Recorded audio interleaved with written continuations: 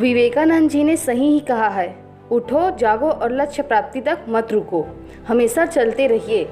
आपने कभी बहती हुई नदी को ध्यान से देखा है? बड़ी तेजी के साथ अपने ओरिजिन पॉइंट से बहना शुरू करती है। शुरुआत से ही उसका लक्ष्य अपनी मंजिल को प्राप्त करना होता है। रास्ते में हजारों बाधाएं आने पर भी वह लगातार बहती रहती है। भले ही कुछ जगहों पर उसकी रफ्तार कम हो जाए, लेकिन रुकती कभी नहीं है। अपनी धुन में प्यारी सी आवाज के साथ बहती हुई नदी अपनी मंजिल की ओर लगातार बहती रहती है और किसी भी तरह अपने लक्ष्य को प्राप्त करके ही रहती है। सोचो, अगर नदी बीच में ही बहना छोड़ दे तो क्या होगा? उसका पानी ठहर जाएगा और वह कुछ समय के बाद सूखकर नष्ट हो जाएगी। प्यारे दोस्तों, यही हमारी लाइफ में होता है।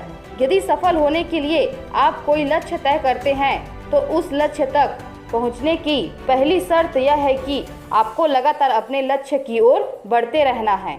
यदि कहीं रुके तो असफलता निश्चित है। सफलता के रास्ते में बहुत सी बाधाएं आती है।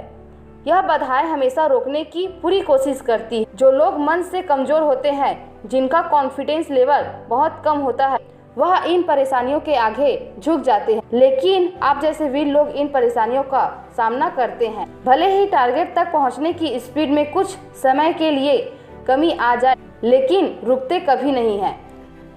और जो रुकते नहीं हैं, उन्हें अपनी मंजिल तक पहुंचने से कोई रोक नहीं सकता।